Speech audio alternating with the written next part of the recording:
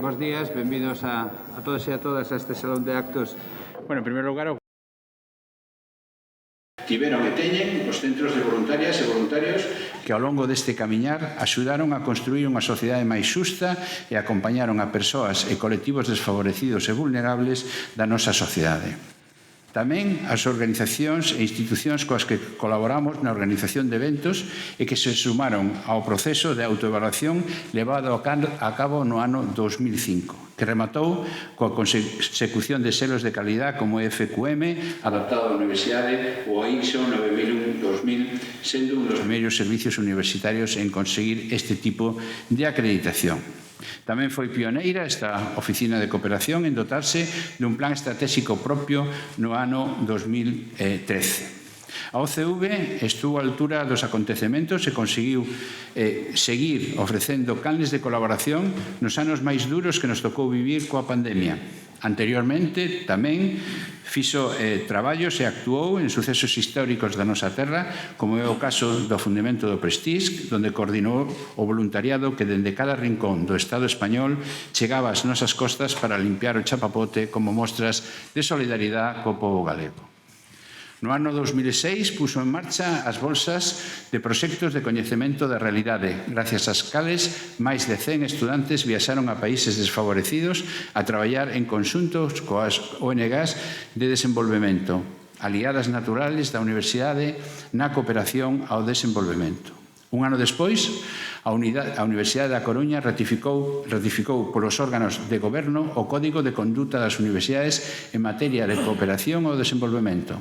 Nesta línea concreta, ofrecimos un curso de posgrado entre os anos 2005 e 2011 xunto ao Instituto Europeo Salvador de Madariaga e tras unha pausa de varios anos reactivouse outro curso a partir do ano 2016. Levando celebradas outras 5 edicións e sendo a día de hoxe a única Universidade do SUC que oferta este tipo de formación.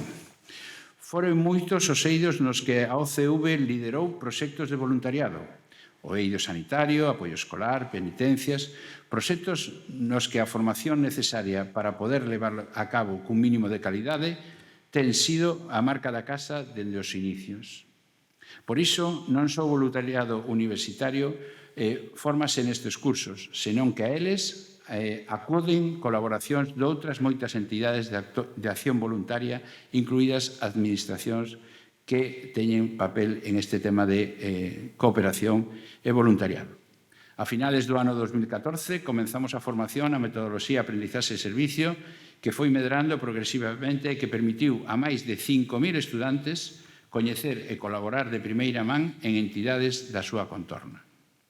No ano 2000, a Asamblea de Nacións Unidas aprobou os obxectivos do milenio e a oficina contribuiu á súa difusión dentro da comunidade universitaria. Coa chegada dos Obxectivos de Desenvolvemento Sustentable no ano 2015, seguimos a traballar neste senso, dándolle difusión e transversalizándoos en todo o noso traballo. Os ODS nos permiten, desde diferentes enfoques, buscar obxectivos comuns e consolidar o traballo transdisciplinar no seo da Universidade da Coruña. Cunha vocación de sumar sinerxias e establecer redes de traballo, a Oficina de Cooperación e Voluntariado pertence á Plataforma Coruñesa de Voluntariado desde os seus inicios. Participou activamente nas mesas de traballo sectoriales de Sinteito, Cooperación á Infancia, organizadas polo Concello da Coruña dentro do programa Coruña Solidaria, nos primeiros anos 2000. Puso en marcha a Rede Galega de Cooperación Universitaria ao Desenvolvemento, xunto coas outras dúas universidades do sistema universitario, a Universidade de Santiago de Compostela e a Universidade de Vigo. Fixo a socia de redes e intégrase e participa activamente en aqueles redes de traballo sectoriales onde podemos aportar e onde seguiremos aprendendo e construindo colectivamente. Durante toda a nosa trayectoria sentimos o apoio de todas as persoas que hoxe estades aquí ou que nos acompañades co seu pensamento. Xa que sen vos non poderíamos ter construído esta apasionante historia dos 25 anos da Universidade da Coruña. Gracias a todos os que traballachedes e colaborachedes, as persoas, entidades, que nos axudades a medrar día a día. Estimados membros da comunidade universitaria e representantes da sociedade civil, das ONGs e das administraciones, todos formades parte da Oficina de Cooperación e Voluntariado, todos formades parte das actividades da Universidade da Coruña. Eu, como rector da Universidade da Coruña, síntome auténticamente, feliz desta colaboración e orgulloso de que a Universidade da Coruña conte coa participación de todos vos. Moitas gracias e, a continuación, vamos a se vai a producir a conferencia que se titula Prosperidade e Seguridade nun mundo post-Covid, leccións para unha senda, que será impartida por Gonzalo Fanjul, e doulle a palabra ao director actual da OCV, a Suso Cendán, para que faga unha presentación deste conferenciante que nos vai a dar esta charla de celebración dos 25 anos. E nada máis, agradecer a todos e a todas a vosa presencia aquí e, sobre todo, agradecer tanto ao staff da Oficina de Cooperación e Voluntariado como a todos os voluntarios e voluntarias, tanto profesores, PAS, estudantes, que día a día fan posible estas accións solidarias que creemos que, desde o punto de vista da Universidade da Coruña, son uns elementos fundamentales, porque como institución pública temos que axudar a colaborar a estes procesos necesarios para aqueles sectores desfavorecidos da nosa sociedade e, por lo tanto, a Universidade da Coruña estará aí sempre para axudar a nosa sociedade para avanzar. Moitas gracias e continuamos.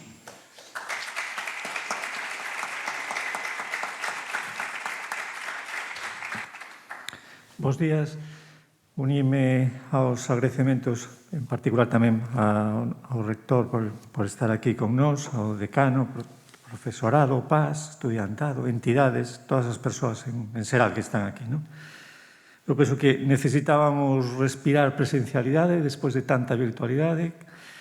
Neste 25 aniversario, que realmente o cumplimos o ano pasado, pero non é que pretendamos quitarnos anos, é que as circunstancias foron acorralando, trasladando a este ano. Disculpar a asistencia da vicerrectora por unha baixa médica. Quero dar las gracias a Gonzalo Fanjul. Desde el primer momento aceptó la invitación. Me decía antes, hablando con él, ¿por qué yo?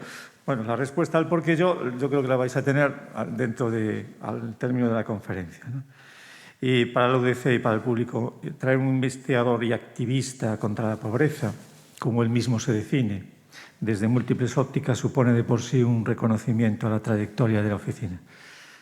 Gonzalo Fanjul dirige el área de análisis políticas de IS Global y, a la vez, impulsa la Fundación Por Causa.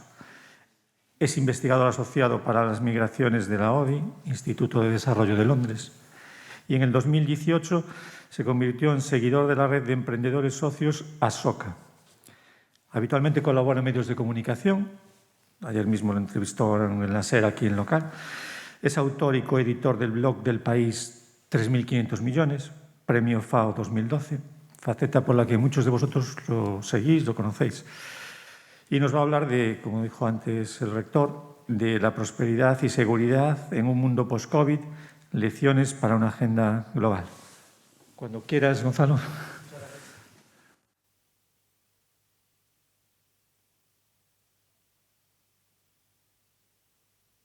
Gracias, rector, y gracias a la Oficina de Cooperación y Voluntariado. La verdad es que es un placer estar aquí. Tienes razón, Suso, que cuando me escribisteis, en fin, aparte de que venir a Galicia siempre es un placer, el trabajo que realizan oficinas como la Oficina de Cooperación y Voluntariado de la Universidad de La Coruña, para mí suponen el fundamento, la base del trabajo de cooperación internacional. Hay modelos como el modelo de aprendizaje-servicio, que he tenido oportunidad de conocer bien en los últimos años, que creo que están transformando no solo el complemento académico y educativo formal de muchos alumnos, me dicen que miles de alumnos y de alumnas en la Universidad de La Coruña, sino sobre todo su educación emocional, que es un aspecto que me parece absolutamente fundamental. La educación vocacional, la posibilidad de exponerse en momentos críticos de nuestra formación a una realidad que de otra manera no tendríamos oportunidad de conocer, y eso puede determinar, si no una carrera profesional, si el modo en el que concebimos nuestro papel en el mundo, nuestra responsabilidad frente a los asuntos comunes, ¿no?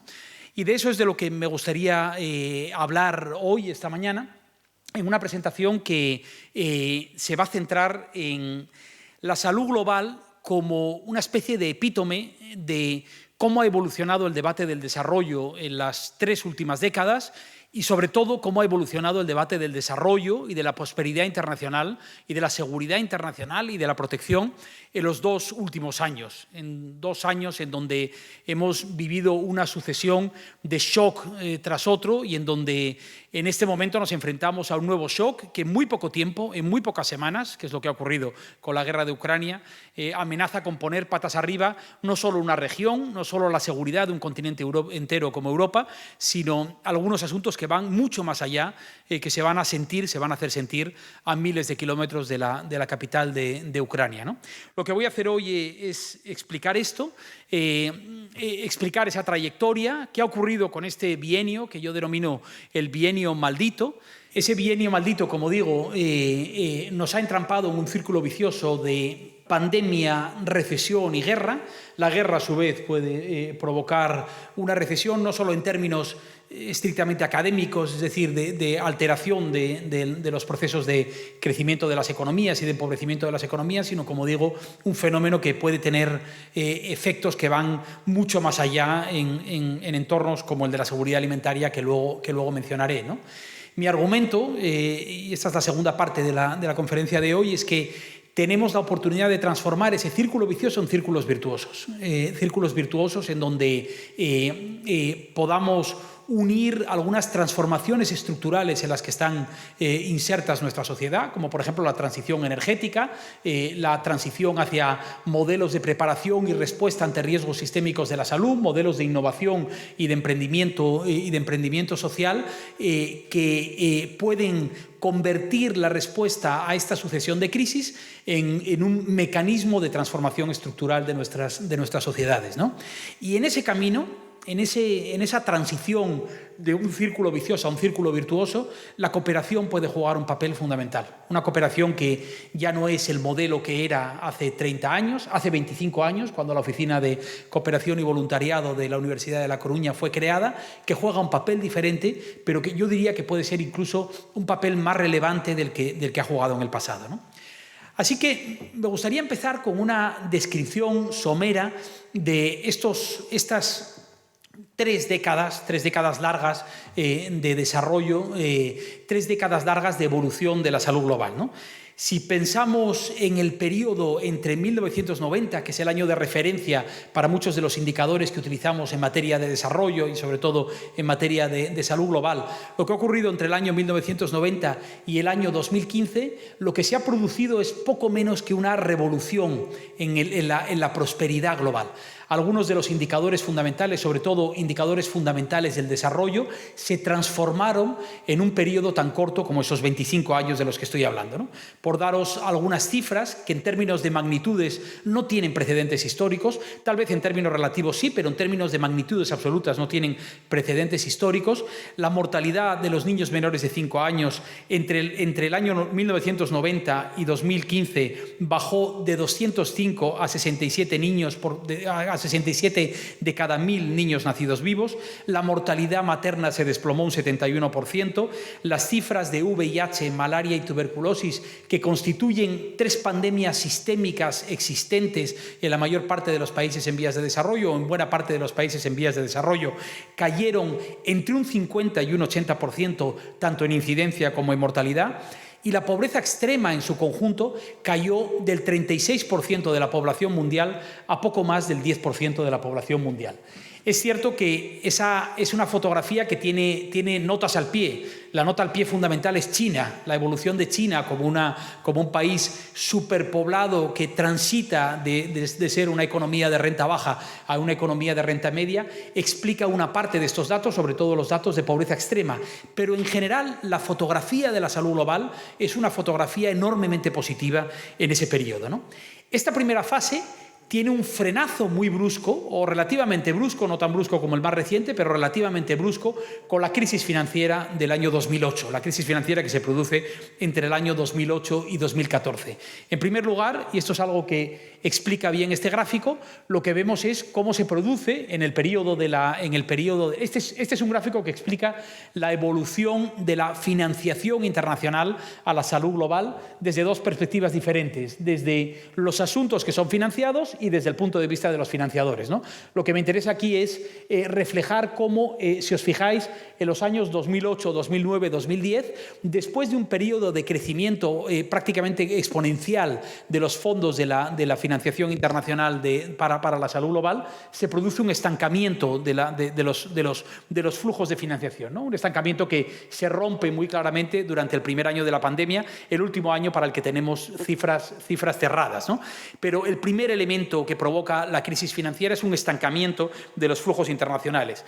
El segundo elemento, y este es un elemento del que fuimos testigos directos en España, hay un castigo duro, una traslación de la crisis a los servicios públicos, muy particularmente a la sanidad pública como uno de los garantes de los estados del bienestar en aquellos países en donde existían estados del bienestar, ¿no? En España esto es algo que hemos percibido con claridad durante la pandemia, hasta qué punto el sistema de sanidad pública se había deteriorado durante los años de la recesión, pero para algunos grupos particularmente vulnerables la crisis se tradujo en un cambio prácticamente de la noche a la mañana, ¿no? Y aquí sí quiero destacar el caso de los inmigrantes en situación irregular, en donde el año 2012 se introduce un cambio en el reglamento que excluye a los inmigrantes en situación irregular de la cobertura sanitaria universal, ¿no? Un cambio que se vuelve a recuperar, se vuelve a revertir en el año 2018, pero que no se revierte del todo. En el año 2018, el cambio que hace el gobierno socialista para revertir la medida que introduce el gobierno del Partido Popular en el 2012 no deja la situación como estaba en el año 2011, en el tiempo previo, sino que hay algunas limitaciones en el acceso, ¿no? Pero además hay un deterioro de todos los determinantes socioeconómicos de los que depende la salud, y todo esto en un contexto de esa crisis no urgente, esa crisis siempre orillada, que es la crisis medioambiental, climática, que va introduciendo factores de vulnerabilidad y de riesgo crecientes para la mayor parte de la población mundial, pero sobre todo para la gente que vive en algunos de los países que sufren estos indicadores, los indicadores más graves el deterioro de los indicadores de salud global, ¿no?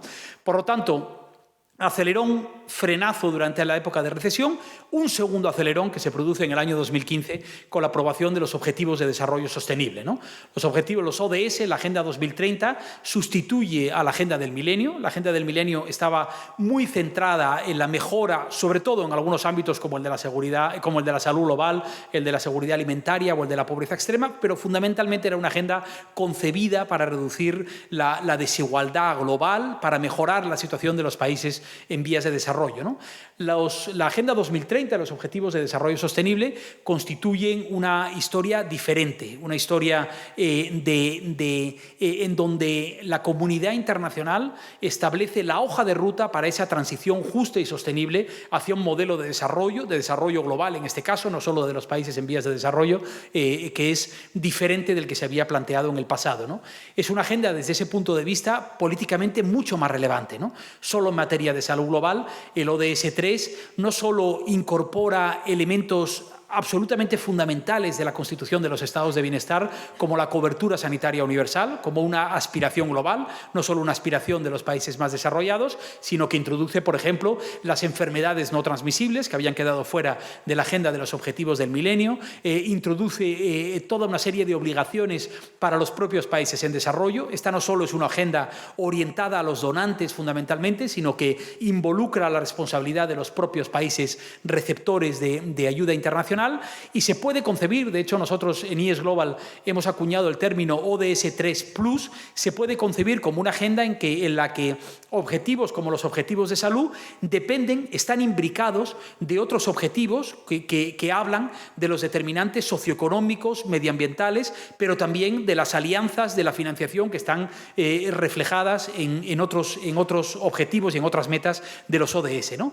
Por lo tanto, una agenda políticamente mucho más relevante, una agenda mucho más comprensiva. pero por esa misma razón una agenda con menos dientes, menos estratégica, en mi opinión, desde el punto de vista político, de lo que era la agenda de los ODM. De hecho, al principio de los ODS hay, no voy a decir una oposición, pero desde luego sí una cierta reserva por parte de grandes financiadores internacionales como la Fundación Bill y Melinda Gates, que considera que los ODS lo que van a hacer es, como la expresión británica, ¿no?, extender la mantequilla demasiado fino, ¿no? Tenemos una tostada demasiado grande y va a perder buena parte del impacto estratégico que la agenda de los objetivos del milenio había tenido en el pasado, ¿no? Y es posible que si hacemos una revisión de estos primeros 6 años de los ODS podamos llegar a una conclusión similar en este sentido, ¿no? Pero es indudable que esta agenda de los ODS cambia por completo los términos del debate en ese acelerón, ¿no? Y este acelerón dura un periodo relativamente corto, esos 5 años, prácticamente los años que hay, ese quinquenio que hay hasta la llegada de la pandemia, hasta la declaración oficial de la pandemia a principios de 2020. La pandemia abre un periodo de 2 años en donde, como decía antes, nos encontramos atrapados en un círculo de vulnerabilidad sanitaria que, por las razones que ahora explicaré, va mucho más allá de los efectos directos de COVID y tiene que ver, digamos, tiene efectos indirectos en la seguridad sanitaria de la población que van mucho más allá de COVID, pero a su vez provoca las medidas de confinamiento y la respuesta, es decir, las necesidades de protección sanitaria provocan una recesión histórica con una recuperación histórica, pero a su vez una recuperación histórica muy desigual, entre otras cosas por la disparidad de fuerzas que tienen los países desarrollados y los países en vías de desarrollo a la hora de hacer frente a esto, ¿no? Esos 2 años que empezaban a terminar ahora cuando se cumplen precisamente los 2 años de la pandemia, cuando empezábamos a ver la luz al final del túnel, por lo menos en algunas economías, como las economías europeas, aunque esta es una historia larga cuando hablamos de economías de renta media o de renta baja, pero la realidad es que empezábamos a ver la luz al final del túnel y entonces llega Ucrania.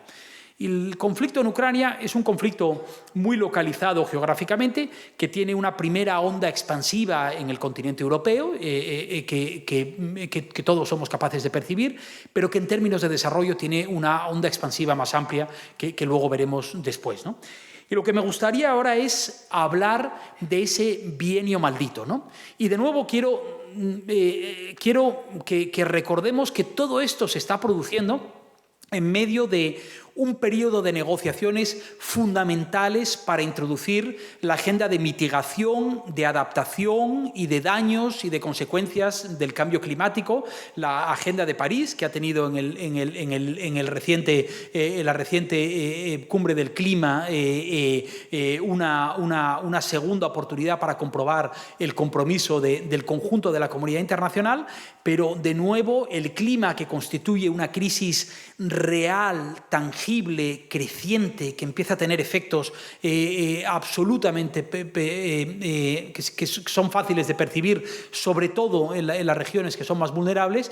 De nuevo, esta es una crisis que queda orillada, y lo vamos a ver en los próximos meses a medida que la crisis energética se va desarrollando, ¿no? Para hablar de las consecuencias de ese bienio maldito, he tratado de ordenar las ideas de acuerdo a una estructura de 4 bloques más 1. Y esos 4 bloques empiezan por el impacto directo de COVID, ¿no? Y no os aburro demasiado porque se nos van a ir. Déjame poner el reloj porque te dije, Suso, antes, de ninguna manera hablaré más de media hora, pero no quiero... Hay un impacto directo de COVID que conocéis todas y todos muy bien. Ese impacto se mide en vidas perdidas, en riqueza perdida. Un impacto oficial de la morbilidad y la mortalidad que se cuenta en unos 250 millones de casos y en algo más de 5 millones de muertes en el conjunto del planeta, según las cifras oficiales de finales de enero de este año, pero que si uno mira las estimaciones no oficiales, como por ejemplo las estimaciones que hace The Economist, utilizando una metodología de muertes por exceso, analizando lo que se está produciendo en los diferentes países, el Economist calcula por lo menos las muertes en un número aproximadamente 3 veces más alto que el de las cifras oficiales, ¿no? Y esto es algo que, digamos, son unos números que exceden con mucho las estimaciones oficiales en países con sistemas estadísticos más débiles, como pueden ser los de África subsahariana, pero también en los países en donde se han concentrado las principales magnitudes de morbilidad y mortalidad, ¿no? No solo países desarrollados como España o los Estados Unidos, sino también grandes economías de renta media como la brasileña, como la India o también como la China, ¿no? Además, hay un impacto global con todas las economías del planeta castigadas, de nuevo con un impacto directo en las economías más desarrolladas, sobre todo por el bloqueo del comercio y por el frenazo completo a la actividad económica y al consumo, pero que en términos relativos han tenido un impacto particularmente alto en las economías de renta media, ¿no? El caso de India, de nuevo, es un caso significativo, ¿no? Las economías más pobres en este sentido se han perjudicado de una manera indirecta. Luego os daré algunas cifras de lo que ha ocurrido tanto en términos de morbilidad y mortalidad como en el impacto indirecto, quizás en términos relativos menos espectacular de lo que ha ocurrido, en términos de magnitudes, perdón, menos espectacular de lo que ha ocurrido en las economías más grandes, pero sin duda con consecuencias de más largo alcance y sobre todo con una capacidad de respuesta mucho más bajas, ¿no? La respuesta en este sentido ha sido completamente desigual, ¿no? Simplemente por daros... rayos, esto ahora... simplemente por daros una fotografía que todas conocéis muy bien, la respuesta en el ámbito de la vacuna. Estos son cifras de Our World in Data, que es una referencia fiable en este sentido. Cuentan una respuesta simplemente farmacológica a la pandemia absolutamente desigual. La mayor parte de los países de África subsahariana, todos los países de África subsahariana prácticamente se encuentran en cifras que ronda el 50%. Algunos de los países más pobres de África subsahariana se encuentran en cifras todavía por debajo del 20% en distribución de la vacuna, ¿no? La vacuna... Durante este periodo, durante este año aproximado en el que la vacuna, este año largo en el que la vacuna ha estado disponible, el principal problema ha sido un problema de distribución de la vacuna.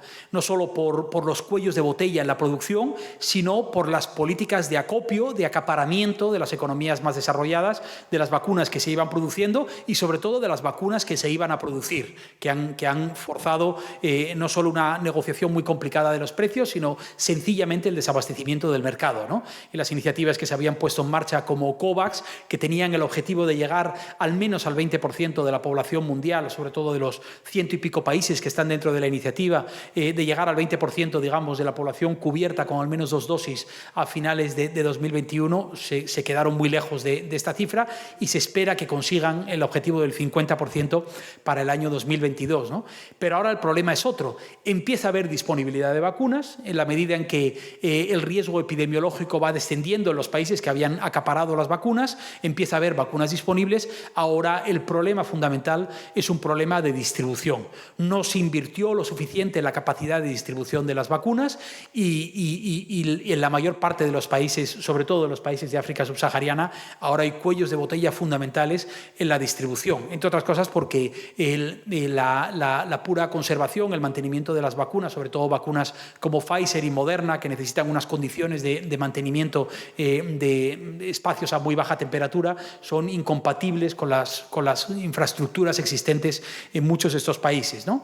Después nos encontraremos con un tercer problema, que ya es un problema real en muchos de los países africanos, y no solo en estos, sino también en América Latina y en Asia Central, que es el problema del rechazo a la vacuna por parte de la población, ¿no? En parte ese rechazo tiene que ver con las razones que hemos visto en los países desarrollados, en parte tiene que ver con una catastrófica política de distribución de la vacuna por parte de la comunidad internacional, que ha hecho que en un país como Senegal llegasen un grupito de vacunas, un puñadito de vacunas de Pfizer, un puñadito de vacunas de Moderna, un puñadito de vacunas de Janssen, sin ningún tipo de distribución rutinaria de las vacunas, sin ninguna seguridad de la población, ninguna confianza de la población en el sistema, ¿no? Y esto va a ser muy difícil de revertir, ¿no? El segundo elemento, el segundo bloque de impacto de las consecuencias de este bienio maldito tiene que ver también con la pandemia, pero con el impacto indirecto de la pandemia en la salud global y en términos generales en el desarrollo y en la situación de la población, ¿no? De nuevo, los sistemas de salud han sufrido un estrés prácticamente sin precedentes, incluso los sistemas sanitarios más sólidos, mejor dotados, con mejor personal, con mejor infraestructura, con mayor confianza de la población, como el español, el británico y otros, han sufrido una situación de estrés de la que nos costará muchísimo recuperarnos, y de ahí para abajo. Es, yo creo, fácil entender por qué este sistema ha destrozado las capacidades de respuesta en economías de renta media como las latinoamericanas, por no hablar de economías en donde la fragilidad de los sistemas de salud era atávica, como el caso de los países africanos o de algunas zonas de Asia Central, ¿no? Se ha producido un incremento absolutamente anormal y sin precedentes de la morbimortalidad no relacionada con COVID, la interrupción de algunos servicios esenciales, por ejemplo, servicios de atención de salud materna, o aspectos tan básicos como la vacunación rutinaria de niños menores de 5 años, de la que dependían en algunas de las regiones más vulnerables del planeta, ¿no? UNICEF ha alertado de manera constante, no tanto por el efecto de COVID en los niños o en la población, por la gente que moría directamente relacionada por COVID, sino por el modo en el que COVID ha interrumpido cualquier capacidad de hacer frente a las necesidades fundamentales, básicas, sanitarias, posiblemente mucho más relevantes en términos relativos que COVID para estas poblaciones, ¿no? Y eso nos ha hecho recuperar el término de las otras pandemias, ¿no? Cuando hablamos del VIH, del SIDA o de la tuberculosis, perdón, del VIH, de la malaria o de la tuberculosis, ¿no? Ahora os enseñaré un gráfico, ¿no? Aquí utilizo un gráfico que acaba de publicar el Fondo Mundial contra el VIH, la malaria y la tuberculosis, como parte de su Investment Case, que es el plan de financiación que presentan para el periodo 2023-2025. Y aquí podéis ver cómo había ido evolucionando la mortalidad combinada por estas tres enfermedades hasta prácticamente el principio de la pandemia, ¿no? Y ya los primeros datos que se pueden identificar, precisamente por las razones que os explicaba antes, porque se produce una caída de prácticamente el 59% en las pruebas de tuberculosis o del 41% en las pruebas de VIH, incluso en un contexto en el que los fondos están disponibles, la incapacidad de desarrollar muchos de los programas que desarrollan los sistemas de salud en los países más pobres han hecho, como podéis ver, que haya ya un repunte significativo, un punto de inflexión y un cambio de tendencia en el año 2020, entre 2020 y 2021, ¿no? Y de lo que ellos hablan es que en ausencia de una intervención decidida de magnitudes suficientes para revertir esta línea, nos encontraríamos con una línea que es la que aparece en la parte de arriba, esta disrupción más preocupante, una línea que cambia por completo la lógica que la comunidad internacional había logrado llevar en los años previos, ¿no? Y a su vez ellos, por supuesto, hacen un cálculo de lo que, gracias a la financiación que supone gracias a la financiación del Fondo Mundial. El Fondo Mundial es una de las mejores noticias que ha tenido la salud global en los últimos 20 años, una iniciativa público-privada muy concentrada en estas tres enfermedades, pero con beneficios indirectos para los sistemas de salud de manera más amplia. El Fondo Mundial lo que dice es que un replenishment, una refinanciación adecuada, permitiría llevarnos por la línea que aparece en el medio, y aún así estaríamos por debajo de los objetivos que se había planteado la comunidad internacional en los objetivos de desarrollo sostenible, ¿no? Hay un elemento que no me gustaría dejar de mencionar relacionado con el impacto indirecto, que es el que tiene que ver con la salud mental. La salud mental la epidemia de salud mental era ya un problema en muchas sociedades, como la española. La pandemia ha disparado este problema. Lo ha disparado sobre todo en poblaciones más jóvenes, no solo, pero también en poblaciones más jóvenes. Y la crisis que vive un país como el nuestro, relacionada con la ansiedad,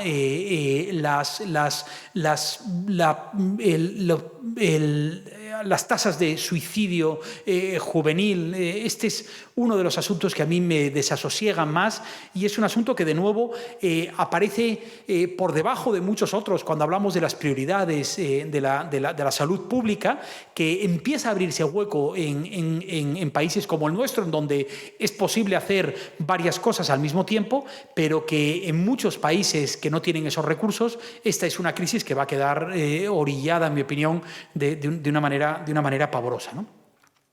Tercer ámbito en donde durante estos 2 años hemos visto un deterioro claro es el que tiene que ver con el incremento de la pobreza y la desigualdad, ¿no? El impacto global de la recesión queda explicado en estos 2 gráficos del Banco Mundial, de un blog del Banco Mundial que se llama el blog de datos, el Data Blog, que os recomiendo, si os interesa, que le echéis un vistazo, que publican actualizaciones. La actualización más reciente es de hace unos meses, es de junio de 2021, de sus estimaciones, pero el gráfico me parecía suficientemente significativo para mostrarlo aquí, ¿no? Aquí podéis ver cuál ha sido la tendencia de la pobreza extrema, medida como un ingreso por debajo de los $1,90 al día, si no estoy equivocado, cuál ha sido la tendencia durante los últimos años y cómo con el efecto de la pandemia se produce un incremento acelerado hasta de los 655 hasta los 732 millones de personas en el planeta, y cómo la previsión es que el rebote de la recuperación de la pandemia pudiese reducir esos números, ¿no? Pero de nuevo esta es una fotografía global que incluye países muy poblados, de renta media, media-baja, como los países del sur de Asia, pero si miramos la fotografía de África subsahariana vemos que incluso en un contexto de recuperación global, y esto es antes de que pudiésemos contabilizar el impacto de la crisis de Ucrania, incluso en un contexto de recuperación global, las cifras continuarían incrementándose, las cifras de pobreza extrema, ¿no? De nuevo, esto rompe la tendencia de estas últimas décadas, que ya de por sí se habían visto alteradas durante la gran recesión, ¿no? Este impacto global, de nuevo, ha tenido respuestas muy desiguales y está generando problemas que en el caso de los países más pobres, como digo, van a tener consecuencias prácticamente generacionales, ¿no? Y este es un gráfico que muestra una de las que a mí me preocupan más, que es la pavorosa crisis de la deuda que se ha vuelto a generar durante los años de la pandemia y como consecuencia de la respuesta a la pandemia, ¿no?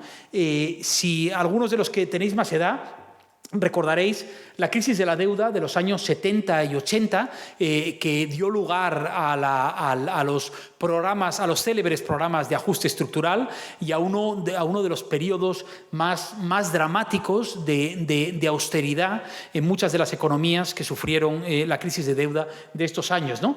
Fijaos cuál era el nivel de deuda en los años 70 o 80 con cifras, digamos, ajustadas a este momento, ¿no?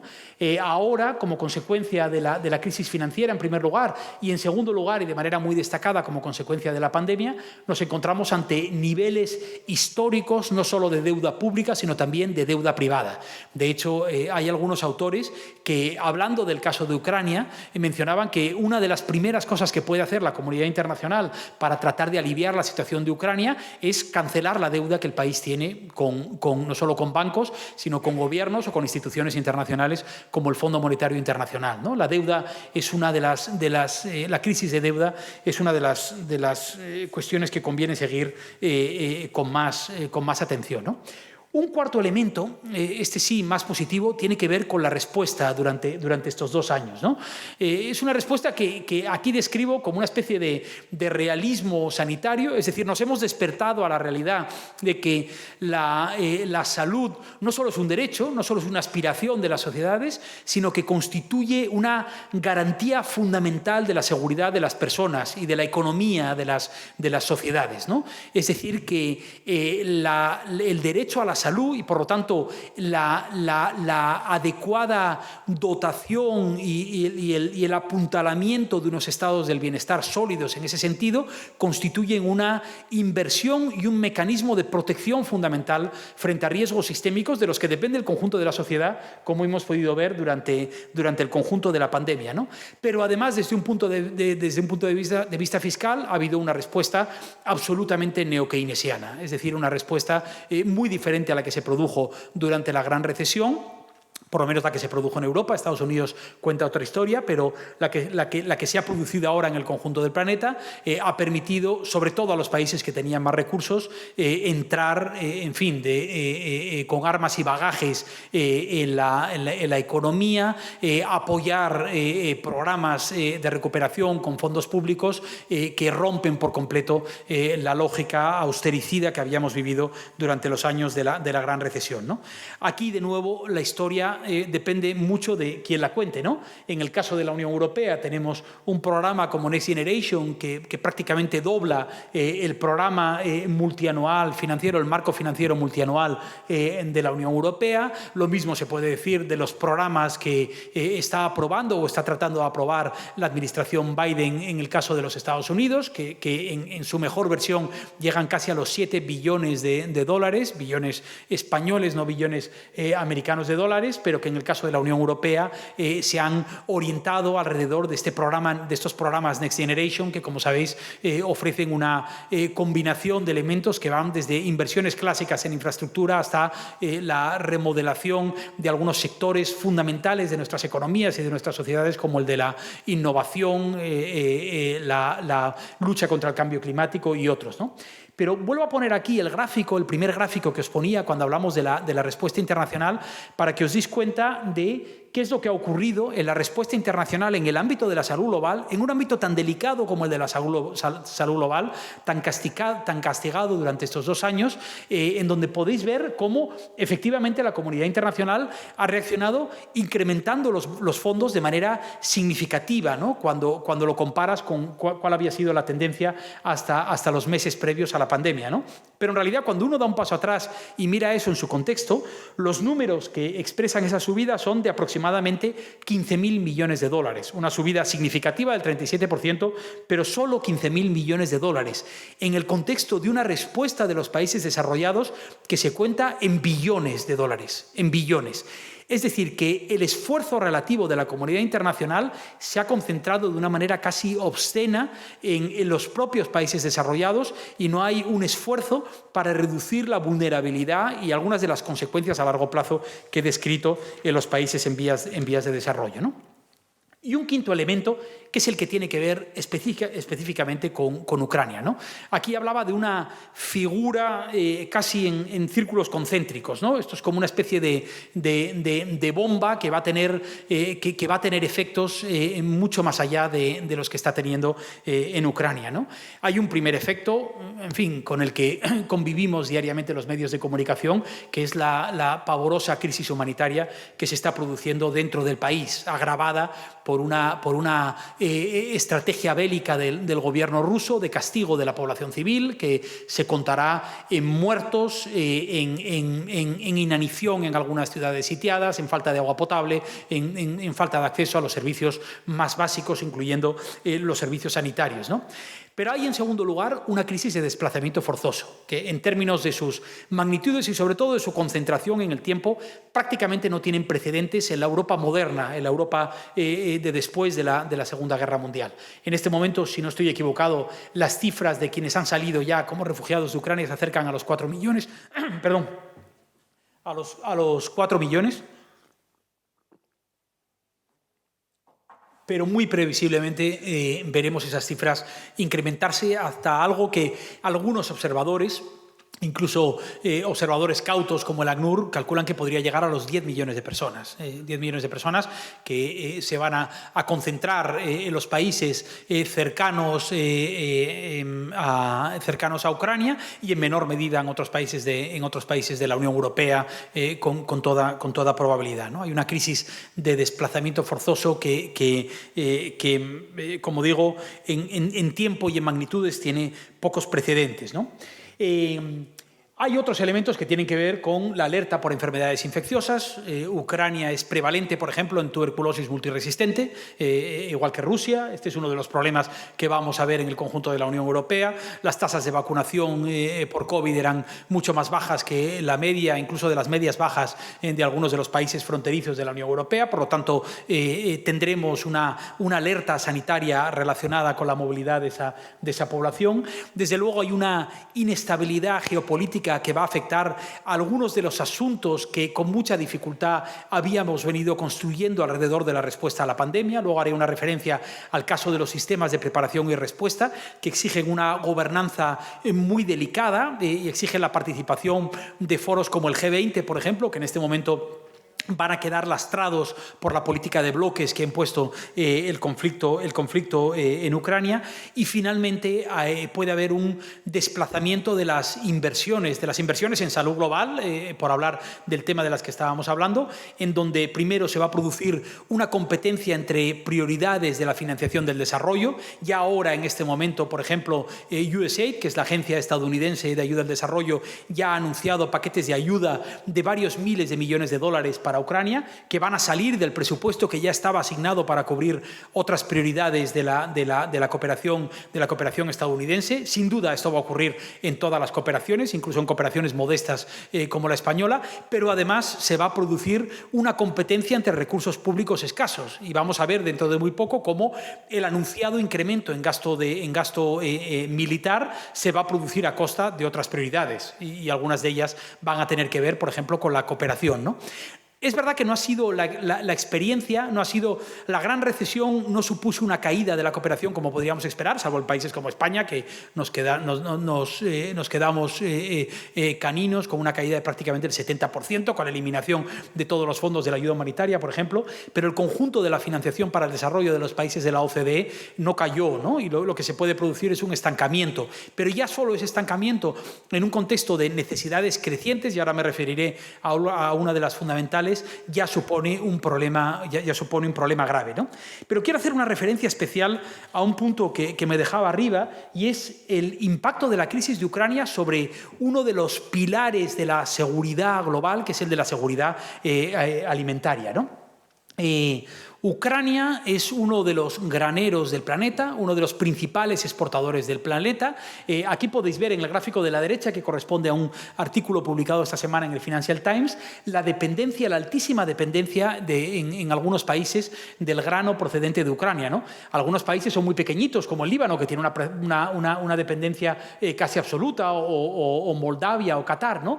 Pero fijaos en la dependencia que tienen economías superpobladas como Pakistán, como Indonesia, como Etiopía, o el caso de Egipto. El caso de Egipto es un caso dramático en este sentido, ¿no? La dependencia de las exportaciones de grano de Ucrania es altísima, y por lo tanto la capacidad de traslación de esta crisis a los precios de los alimentos va a ser prácticamente inmediata, ¿no? En el gráfico de la izquierda podéis ver cómo evolucionó el precio del trigo en los mercados. En primer lugar, al principio de la guerra se produjo un repunte dramático, sobre todo porque los mercados internacionales descontaban lo que podría ocurrir en el futuro. Esa caída se ha amortiguado en parte, pero todos los observadores predicen que se va a producir un efecto muy similar al que se produjo en los años 2007-2008, cuando vivimos la última gran crisis alimentaria como consecuencia del incremento de los precios, en donde se produce una tormenta perfecta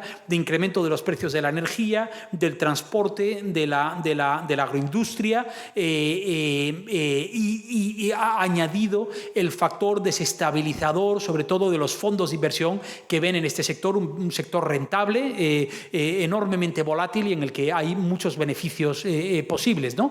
Y se añade un segundo y un tercer factor que me parecen particularmente preocupantes, ¿no? Un segundo factor estructural que tiene que ver con la volatilidad de la producción de grano vinculada al cambio climático, es decir, el efecto que pueden tener shocks naturales extremos que no podemos predecir con facilidad. Y un tercer elemento fundamental, y es que no solo Ucrania, sino también Bielorrusia y Rusia son uno de los principales productores de fertilizantes del planeta, fertilizantes de los que dependen algunos de los otros productores de grano. Es decir, que realmente nos enfrentamos a una tormenta perfecta, ¿no? El factor de desestabilización que esto puede producir, no solo las consecuencias directas en términos de inseguridad alimentaria, de hambruna que se puedan producir en algunos de estos países, sino la inestabilidad política que esto puede generar. Os recuerdo que esto es una ironía de la historia. La crisis siria, el conflicto sirio, se origina por las consecuencias del impacto climático en la producción de alimentos, en las protestas que se producen a renglón seguido en el contexto de la primavera árabe, de las primaveras, la mayor parte de las cuales, prácticamente todas menos Túnez, yo diría que Túnez también, acabaron como el Rosario de la Aurora, pero en el caso de Siria es una ironía de la historia que Putin, que tantas trapacerías hizo con sus bombardeos, ahora esté bombardeando alimentariamente de nuevo a la región con un conflicto como el que se está produciendo, ¿no? Voy terminando. Sí, ya no sé ni cuánto llevo, pero pero voy terminando porque bueno, este es, en fin, un panorama poco esperanzador, ¿no? Y realmente lo que he descrito es casi una lógica ciclotímica del desarrollo internacional con la ilustración de la salud global durante las 3 últimas décadas, con acelerones y frenazos, algunos más evitables que otros, ¿no? Mi argumento aquí es que estamos en una suerte de encrucijada y yo creo que cuando se escriba la historia de este tiempo se mirará con lupa el modo en el que la comunidad internacional razonable, democrática, liberal desde el punto de vista político, supo o no reaccionar a esta situación, cavando más hondo en el agujero en el que estábamos u ofreciendo modelos alternativos que nos permitiesen pasar de ese círculo vicioso al círculo virtuoso, ¿no? Y tenemos algunos fogonazos inquietantes de lo que está ocurriendo, ¿no? Si hay una crisis energética que podría incrementar la vulnerabilidad de un continente dependiente del gas y del petróleo ruso, como es Europa, y esto se deriva en acuerdos como el del Sáhara con Marruecos, en donde España pega un caderazo, lo que ya muchos llaman el albarazo, y de repente olvidamos no solo la posición que España había mantenido hasta ahora, que estaba acordada por el conjunto, por la mayoría de los partidos políticos, sino que básicamente dejamos a un lado la doctrina internacional y las normas y la posición de las Naciones Unidas, vamos a tener un problema. Si lo que hacemos, para mí es un ejemplo de cómo se puede cavar más hondo en este sentido. Si nosotros hubiésemos reaccionado al desplazamiento forzoso de los ucranianos, del mismo modo que reaccionamos al desplazamiento forzoso de los sirios, de los centroafricanos o de los eritreos, hubiésemos tenido un problema mayor. Afortunadamente, por ahora estamos haciendo lo correcto, ¿no? Por lo tanto, yo creo que hay una encrucijada entre esa realpolitik, entre esa manera casi sucia y rápida de desembarazarnos de los problemas y lo que yo creo que constituye una alternativa real que exige más esfuerzo, pero que nos permite encaramarnos a algunos de los procesos, de las olas de transformación que ya estaban puestos en marcha antes de que la crisis de Ucrania llegase, ¿no? Y yo he tratado y simplemente casi los voy a titular, he tratado de reflejar esos 5 procesos en 5 ideas en las que yo creo que tenemos una oportunidad, ¿no? La primera es muy básica.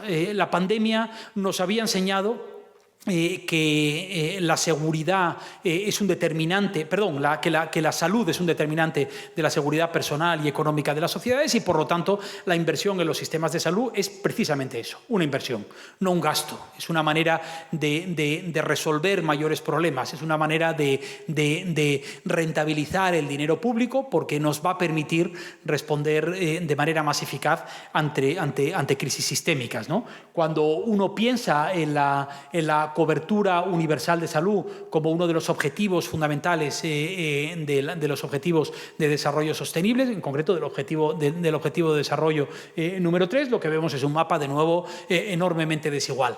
En un momento en donde hemos aprendido una lección de manera trágica y en donde empezábamos a invertir para crear, para fortalecer estos sistemas de salud en todos los ámbitos, ahora haré una referencia en el segundo punto, este no es el momento de dar marcha atrás.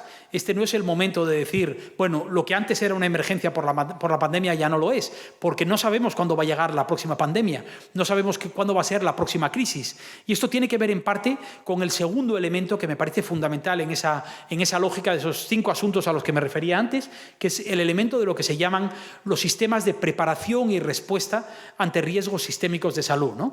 Nosotros tenemos una lógica en IES Global, hemos desarrollado un concepto que se llama el PR3, que habla de preparación, respuesta, resiliencia y recuperación. Es decir, el ciclo completo en donde los sistemas, el conjunto de los sistemas, no solo los sistemas de salud, deben desarrollar sus capacidades no solo para responder a una crisis, sino para prevenirla y para fortalecer la resiliencia de las sociedades ante crisis sistémicas de salud.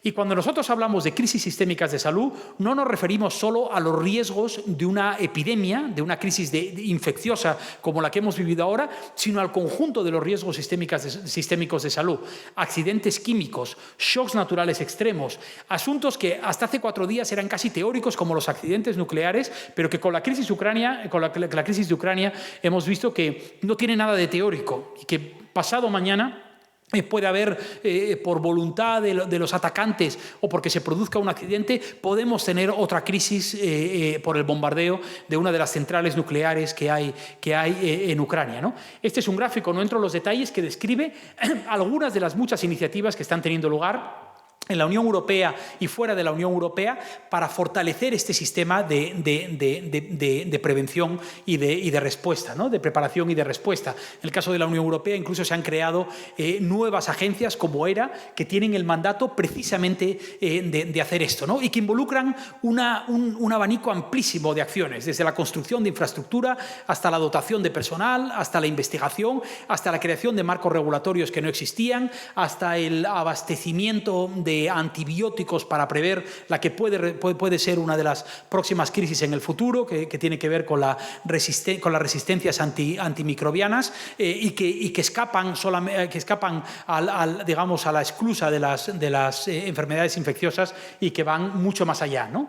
Este mapa lo podríamos ampliar con lo que están haciendo instituciones como la Facilidad Financiera Internacional del Banco Mundial o el propio Fondo Mundial como contra el SIDA, la malaria y la tuberculosis, que han incorporado la lógica de preparación y respuesta a sus programas de lucha contra la malaria, el SIDA y la tuberculosis. ¿Cómo lo hacen? Fortaleciendo los sistemas de salud.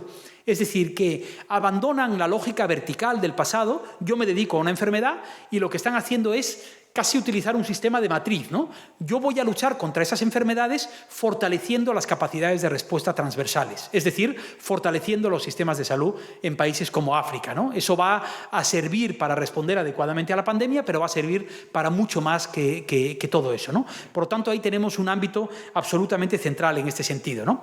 Hay otros 3 ámbitos que son fundamentales y que simplemente menciono,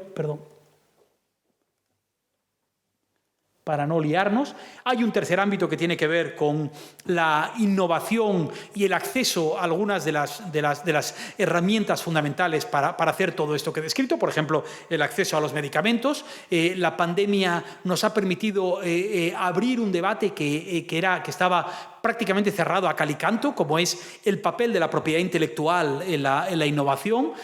Nos hemos encontrado con cosas impensables, como por ejemplo que el gobierno de los Estados Unidos o el gobierno español, aunque tiene menos mérito porque no tenemos tantos intereses en el sector farmacéutico, pero el gobierno de los Estados Unidos haya aprobado una excepción de la patente que afecta a la producción de diagnósticos, vacunas y tratamientos en el caso de la OMC. De ahí a que esto se apruebe falta un periodo muy largo, ¿no?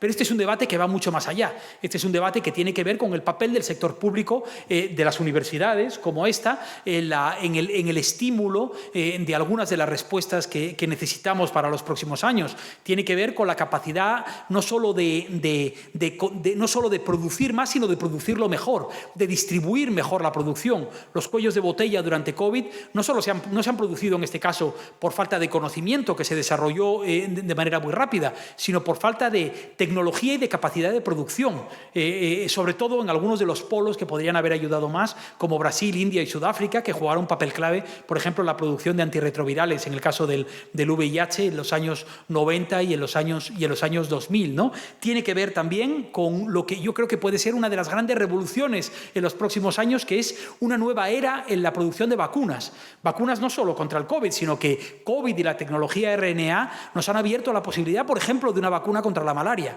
o de vacunas contra enfermedades que hasta hace poco, una vacuna contra el SIDA que se está explorando, vacunas contra enfermedades para las que hasta hace poco no teníamos los recursos de conocimiento y la tecnología para llegar a ellas, ¿no? Por lo tanto, yo creo que aquí hay un campo en el que nos debemos encaramar.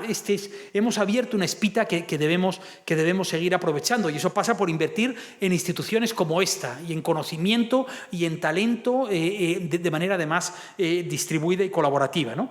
Un cuarto elemento que me parece clave es el que tiene que ver con los sistemas de protección internacional y este es un frente, digamos, que tiene una batalla que tiene dos grandes frentes, ¿no? Hay un frente que tiene que ver con básicamente, y perdón por la analogía bélica, pero defender las trincheras existentes.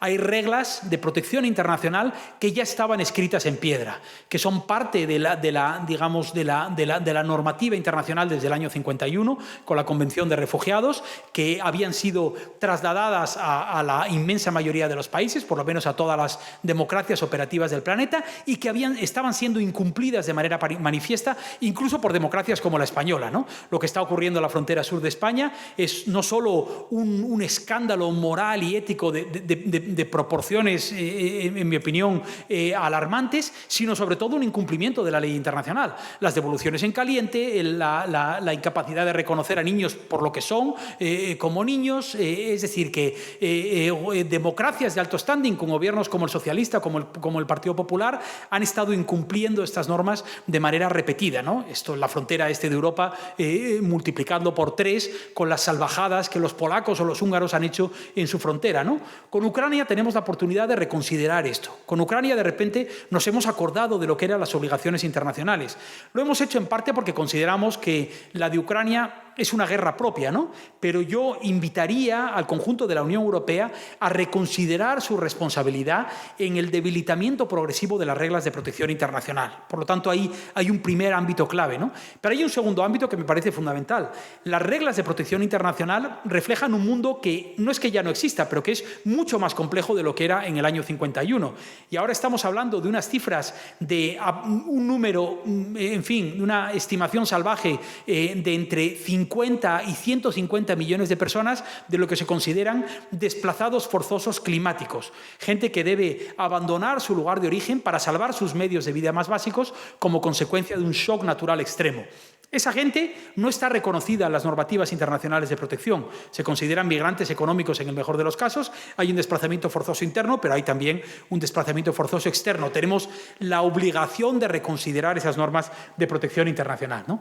Y un quinto punto que tiene que ver con lo que algunos expertos llaman la infodemia, es decir, la desinformación trágica, tóxica, destructiva, que ha acompañado el debate de la pandemia, que acompaña un debate como el de la guerra y del que hemos aprendido algunas lecciones dolorosas también, ¿no?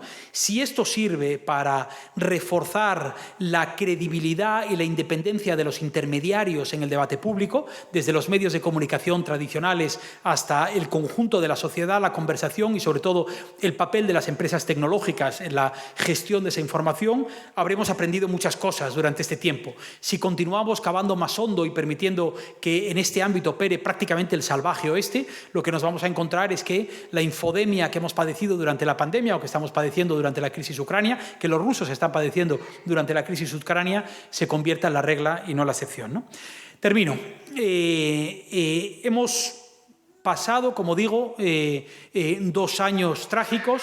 Creo que nos queda bastante tiempo todavía de inestabilidad, pero tenemos la oportunidad de que ese círculo vicioso que he descrito de pandemia, de recesión y de guerra se transforme en un círculo virtuoso de innovación, de transformaciones estructurales, de protección, de inversión inteligente en bienes públicos globales como los que he descrito, ¿no?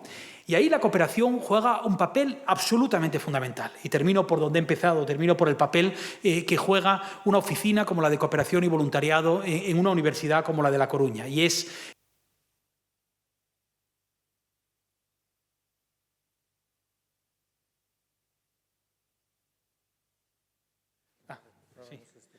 parezco ministro, la oportunidad que tiene la cooperación de hacer algunas cosas que la cooperación hace muy bien, que ha hecho muy bien en el pasado y que creo que puede llevar a escala en este contexto. Por ejemplo, la generación de alianzas de improbables. Yo tengo la suerte de participar en una iniciativa como la del Día Después, en donde ha participado en algún momento la iniciativa de cooperación y voluntariado, que es una conversación pública entre actores que no tienen la costumbre de hablar entre ellos, como el sector privado, la administración pública, la academia, para tratar de resolver algunos de los desafíos que tiene nuestra sociedad, como por ejemplo el nuevo modelo de ciudades o el nuevo modelo de cooperación, por hablar de un tema más cercano, ¿no? La cooperación además sirve para hacer ese ejercicio de innovación, de prueba y error, que nos va a permitir identificar las mejores ideas, las mejores prácticas, para ofrecer respuesta a algunas preguntas que son nuevas, para las que no teníamos respuesta en el pasado. Ámbitos que conozco bien, como el de la movilidad humana y las migraciones, necesitan mucho de esto, y la migración puede jugar ese papel. La migración puede jugar un papel fundamental en la innovación política, la innovación de políticas, también relacionado con ese ejercicio de prueba y error. Y la cooperación puede hacer cosas que siempre ha hecho y que hace muy bien, como por ejemplo aliviar el sufrimiento de la población a través de la ayuda humanitaria, ¿no? Algo que necesita de unos recursos fundamentales que desgraciadamente están puestos en riesgo en países como España, en donde, si hablamos de ciclotimia, ninguna mayor que la de la cooperación española, ¿no? Donde vamos arriba y abajo, siempre en una tendencia descendente, ¿no?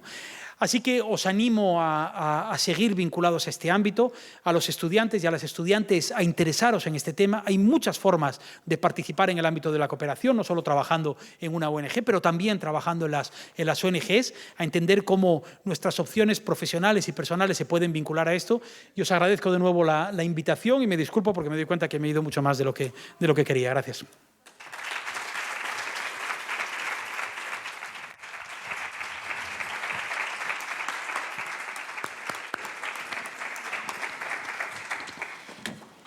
Moitas gracias. E agora vamos a dar a palabra... No, te pasamos. Non te preocupes, que compartimos. Vamos a darlle a palabra ao director da Asuso para que coordine pois, o debate para as preguntas que consideres oportunas. Suso. Bueno, después de esta supervisión global de tantos temas con esa profundidad, pasamos al turno de preguntas. Tenemos un micro ahí inalámbrico. Mientras alguien se va animando, yo voy a hacer una pregunta sobre el tema migratorio, ¿no? Particularmente estoy sensibilizado en el tema de la frontera sur y, bueno, me gustaría así igual que trazo una panorámica en otros aspectos, si podía, Gonzalo, trazar algo en el aspecto de los flujos migratorios, ¿no? Bueno, es una pregunta muy amplia, pero yo en el tema migratorio distingo entre, en mi cabeza lo ordeno en dos agendas, ¿no? Lo que yo denomino una agenda defensiva y una agenda ofensiva. Y perdonad, me estoy dando cuenta que utilizo muchos terminología muy bélica, pero cuando tratas migraciones ya es inevitable. La agenda defensiva tiene que ver con las conversaciones que están teniendo lugar, las conversaciones que ya existen en nuestra sociedad, ¿no? Y la principal de ellas es frontera sur. En el caso de España, yo diría que también de Europa, ¿no? En la frontera sur tenemos una crisis humanitaria, en primer lugar, yo diría que una violación constante de derechos fundamentales y un agujero negro para un Estado de Derecho como es el de España, ¿no? Y aquí, desgraciadamente, yo no veo diferencias fundamentales entre los gobiernos del Partido Socialista y los del Partido Popular hasta ahora. De hecho, el modelo principal que se está aplicando ahora en España, el modelo que la Unión Europea ha importado y ha llevado a escala, que es el modelo de impermeabilización de fronteras y de externalización del modelo migratorio, se lo inventa Rubalcaba en el año 2005, cuando Europa le da la espalda durante la llamada crisis de los cayucos, ¿no? Pero esto se ha repetido de manera constante, ¿no? Entonces, es fundamental que analicemos qué está ocurriendo con los derechos, por ejemplo, del inmigrante que fue apaleado el otro día al saltar la valla, que un grupo de periodistas, algunos de Por Causa y otros internacionales, estamos trabajando juntos para tratar de localizar dónde está este chico. Parece detenido en Marruecos. Su vida puede, si Marruecos hace lo que suele hacer, que es dejarle en el desierto del Sáhara, la frontera con Argelia, para que muchos de ellos mueran. Tenemos un problema con la relación estratégica con determinados socios, ¿no? Por lo tanto, en Frontera Sur hay un desafío humanitario de primer orden, un desafío de protección, ¿no? Pero yo diría que, más que las conversaciones que están teniendo lugar en materia migratoria, me interesan las que no están teniendo lugar.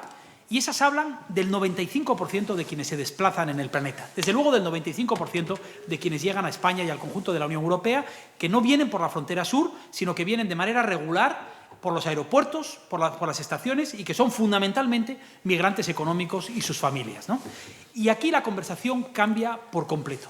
Aquí de lo que estamos hablando no es de un desafío humanitario, sino de un desafío para nosotros como sociedad, para dotarnos del talento y de la mano de obra que nuestras economías necesitan de manera desesperada, que nuestras pirámides demográficas, casi de pirámide invertida, necesitan de manera desesperada, ¿no? La movilidad humana constituye una bendición para las economías que lo reciben, ¿no?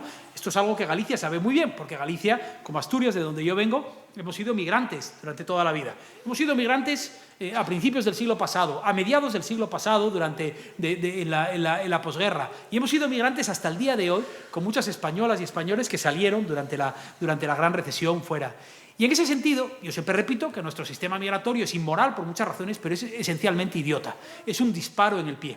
Es un sistema de puerta estrecha que impide dotarnos de las capacidades y el talento que necesitamos. Es un sistema concebido para detener los flujos, no para gobernarlos, en donde prima la posición del Ministerio del Interior por encima de cualquier otra consideración, ¿no? Y en debates que ahora de nuevo van a quedar orillados, como el nuevo Pacto de Migración y Asilo de la Unión Europea, la Unión Europea es incapaz de ponerse de acuerdo en lo que esto se podría hacer, ¿no? Necesitamos racionalizar el sistema migratorio. No solo hacerlo más humano, no, racionalizarlo.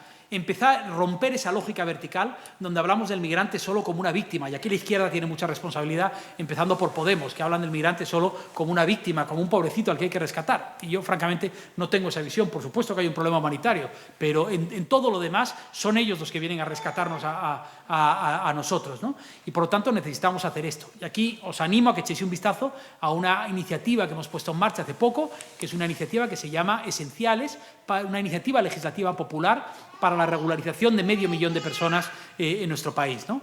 La irregularidad de un número tan abultado como 500.000 de personas. Os recuerdo que la principal regularización de España, que se hizo en el año 2005 por el gobierno Zapatero, regularizó a 550.000 personas, una cifra muy similar a la que se podría regularizar ahora. Tuvo todo tipo de beneficios económicos, sanitarios, beneficios fiscales que nosotros hemos calculado. El beneficio de regularizar a los trabajadores y trabajadoras en situación irregular se acerca a los 1.000 millones de euros al año, suficiente para hacer 2 rondas completas de vacunación del conjunto de la población española para financiarla. Son inmigrantes que podrían hacer una aportación fiscal y a la seguridad social mucho mayor de la que están haciendo.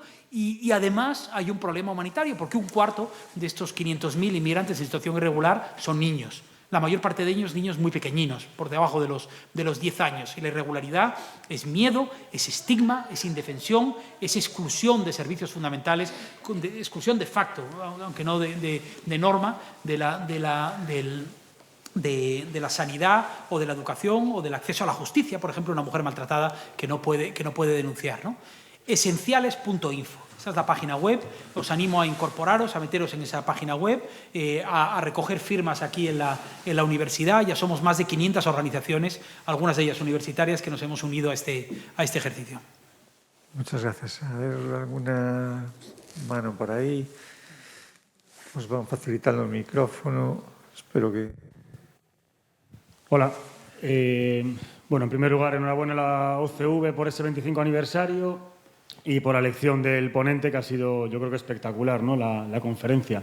Yo, bueno, colaboré con la oficina hace ya unos cuantos años y a mí me gustaría darle la enhorabuena de estos 25 años en particular a las técnicas de la oficina, a Lorena, que lleva desde el principio de todo en la oficina como técnica, después de la etapa que estuve yo, y ahí sigue ahí de pie, a Vanessa, que está creo que detrás mío, que también hace poco ha conseguido la plaza que tanto costó, y también me quiero acordar de Paula, que bueno, no está aquí hoy, pero también colaboró durante mucho tiempo en la oficina. Entonces, yo creo que más allá de nosotros, Suso, ¿verdad?, que tuvimos, hoy tenemos y tienes la honra de dirigir la oficina, pues la verdad que ellas han sido, en mi opinión, el alma mater absoluto del trabajo diario, con un nivel de implicación espectacular. Yo lo viví en particular en la época del Prestige, pero vamos, creo que su capacidad profesional y humana vamos, es espectacular, y así se ha visto en la oficina, ¿no? Yendo un poco...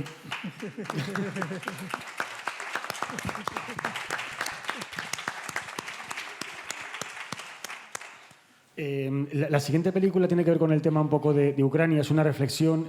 A mí me preocupa mucho, por supuesto, la situación humanitaria de los ucranianos, ¿no? Pero hay otra película que me preocupa mucho, y ahí avanzamos con el tema de la oficina, y es el tema del rearme militar. Todos los países del mundo ya han dicho que claramente tienen que incrementar su gasto militar, y como bien esbozaba el ponente, eso va a ir en detrimento de otras partidas tan necesarios como salud, cooperación, etcétera, etcétera, ¿no? A mí el tema del rearme militar me preocupa por tres temas. El primero, porque se puede usar ese armamento, evidentemente, que sería una mala noticia. La segunda, porque aunque se gaste mucho dinero, en el mejor de los casos acabará siendo obsoleto, ¿vale? La razón de que ahora estemos rearmándonos militarmente es que nuestro arsenal militar se ha quedado obsoleto frente a la amenaza de Putin, que es, sabéis que Rusia es el país, creo que del mundo, que más dinero invierte en temas militares. Luego, por lo tanto, es un dinero que si se usa malo, y si no se usa, en 15 años acaba siendo obsoleto, con lo cual también es un dinero perdido. Y la tercera pata que me preocupa como investigador es que eso va a suponer de nuevo un incremento de la I+D militar. Cuando yo estuve en la Oficina de Cooperación y Voluntariado, hicimos una campaña muy importante para que las universidades españolas no financiaran I+D militar.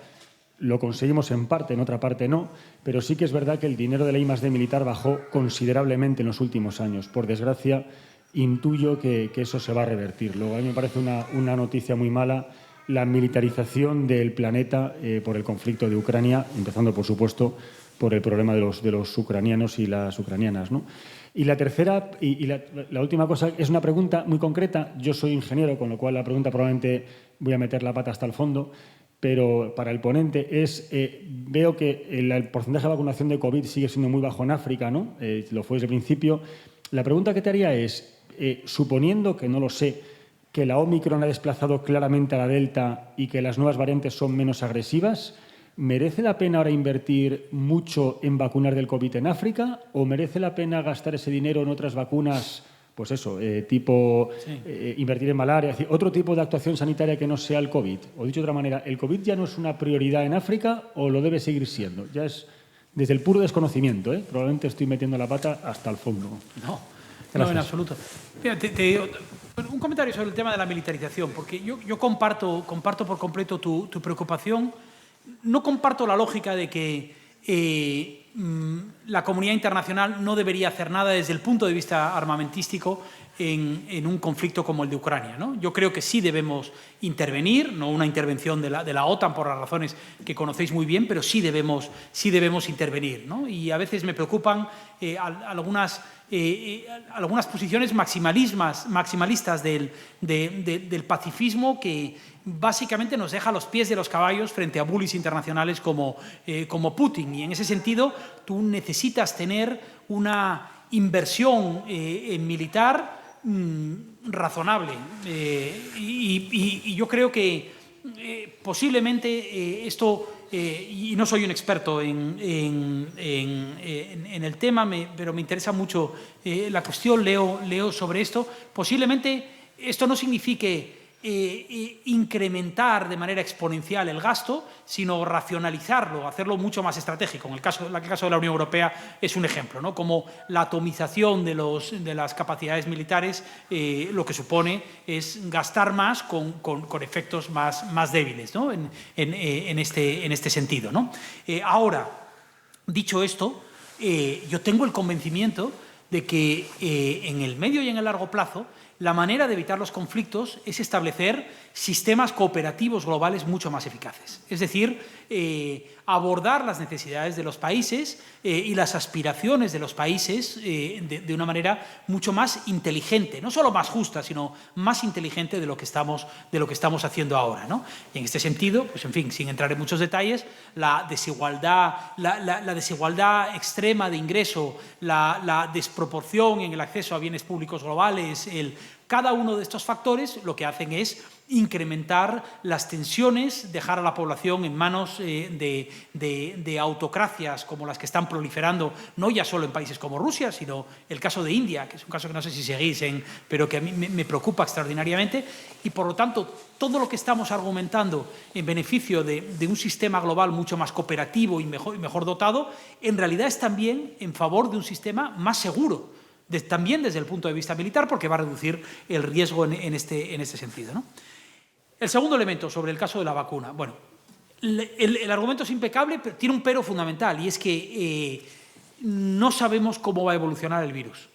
Y la gran preocupación con respecto al futuro del virus, la preocupación ahora existente. Es posible que este tema casi ha desaparecido de las prioridades de los medios de comunicación, pero el riesgo sigue siendo muy cierto, y es que la desprotección de bolsas amplias de población en una parte del planeta es el caldo de cultivo para el desarrollo de nuevas variantes.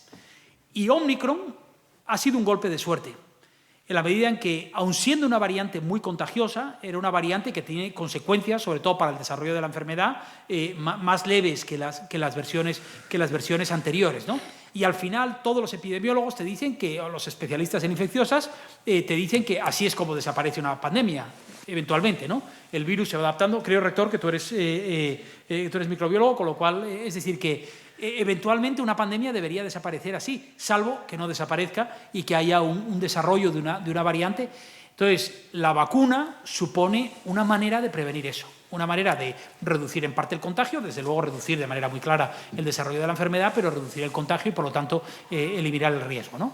La cuestión es que es posible introducir esto como parte de programas rutinarios de vacunación que tengan ventajas añadidas. Y, de hecho, lo que se está tratando de hacer en regiones como África es precisamente incorporar esto a una lógica que ya estaba establecida, que costó mucho tiempo establecer, como, por ejemplo, la vacunación rutinaria de los niños, pero incorporar a poblaciones que son poblaciones objetivos en materia del coronavirus, ¿no?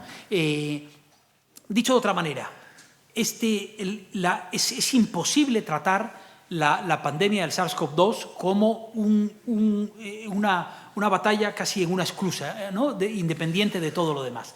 Esto debe ser incorporado a una estrategia de salud global en donde, de nuevo, insisto, la misma figura, aprovechemos, nos encaramemos a esto como una palanca para reforzar otras muchas prioridades en los países en vías de desarrollo. Una de ellas, una de las principales, el fortalecimiento de los sistemas de salud y la confianza de las poblaciones en sus sistemas de salud, ¿no? Sí, tenemos dos preguntas más. Hola.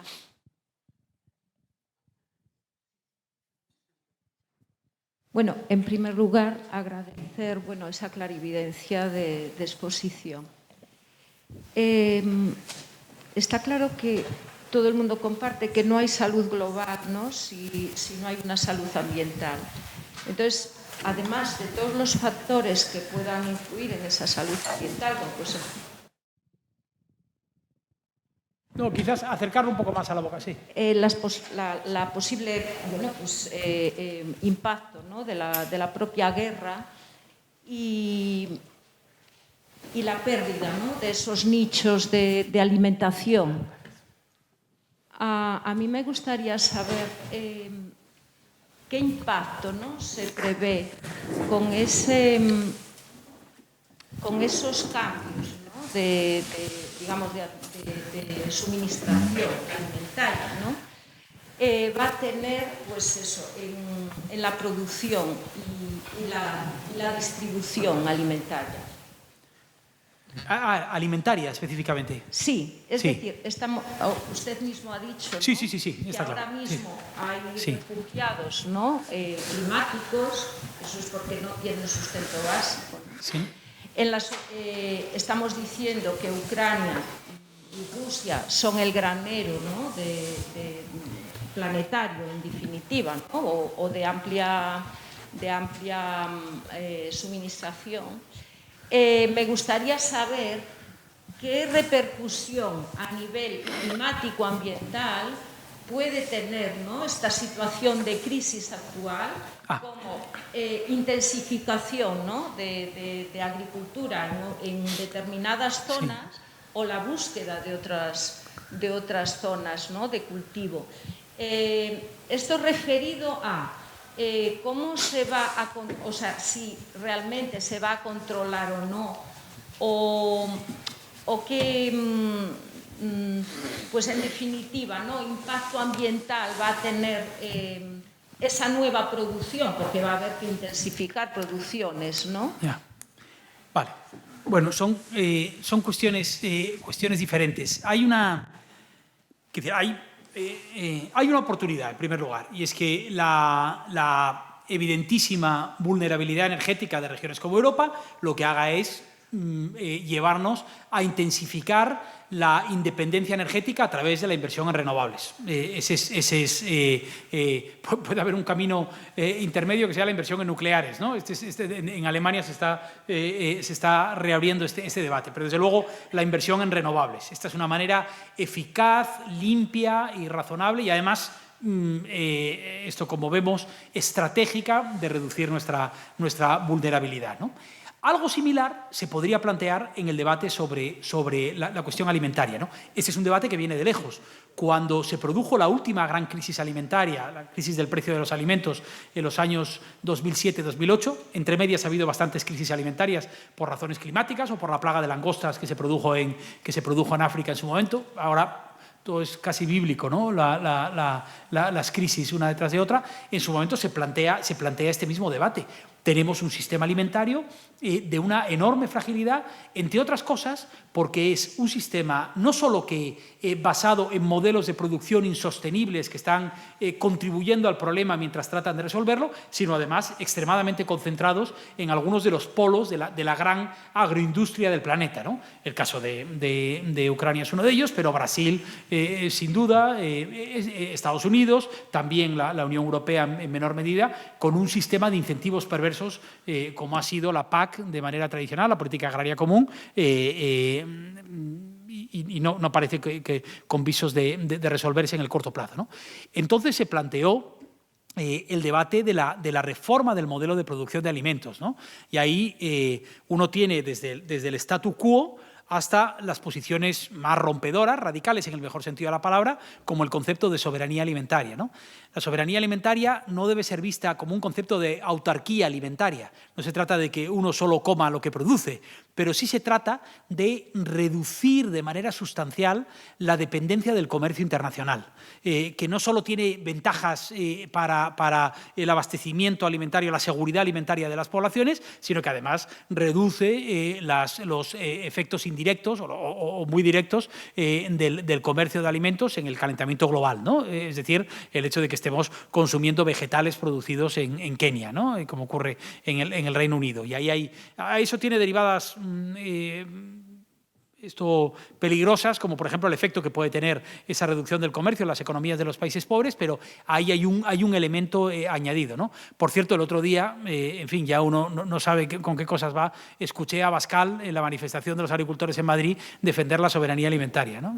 Esto ya lo he visto todo. Pero en realidad tiene lógica, ¿no? Porque, bueno, no hay nada en esta gente que tenga lógica, pero porque son ultraliberales y al mismo tiempo autárquicos en este asunto, se apuntan a cualquier cosa con tal de que les pongan una alcachofa delante, literalmente en este caso, pero la realidad es que esa idea se extiende digamos, y ahí hay ventajas. Yo recuerdo siempre a Juan José Romero, un profesor de TEA de la Universidad de Córdoba, que es una de las personas que mejor han trabajado, en mi opinión, en España, las alternativas a la política agraria común. Él siempre hablaba de una política agraria y rural comunitaria, ¿no? Y él hablaba de cómo la inversión pública, en este caso, puede incentivar modelos de producción que van mucho más allá de la propia producción de alimentos, que hablan de la vitalidad del medio rural, de los bienes públicos asociados a una producción, a una población más distribuida, es decir, asuntos que están realmente, que han estado en el centro del debate durante la pandemia, ¿no? Por eso yo creo que tenemos también la oportunidad de aprovechar esta nueva crisis para reconsiderar nuestro modelo, no solo de producción de alimentos, sino de sostenimiento del medio rural y de los medios rurales en el ámbito global. La pobreza extrema está vinculada en regiones como África o como el sur de Asia, fundamentalmente al sector rural, también periurbano, pero sobre todo rural. ¿Qué podemos hacer mejor para resolver dos problemas al mismo tiempo y matar dos pájaros de un tiro, ¿no? Yo creo que este es uno de los ámbitos en donde tenemos más oportunidades. Bueno, primero, muchas gracias, Gonzalo, por súper interesante la ponencia, y a Suso y a la Oficina de Cooperación y Voluntariado por darnos la oportunidad. Yo soy Carmen Soler, que soy la delegada de Entre Culturas en A Coruña, una de las organizaciones que está dentro de Esenciales, lo que comentabas. Y ya esto es un consejo personal. Dentro de la delegación, ¿en qué centramos ahora mismo nuestra sensibilización o a dónde destinamos los fondos? O sea, ¿cuál es la prioridad dentro de tantos temas que tenemos como Amazonía, Nador, Haití y ahora Ucrania, bueno, infinitos temas? ¿Cuál es el orden de prioridades ahora mismo? No, me veo absolutamente incapaz de contestar tu pregunta, pero sí te voy a decir una cosa.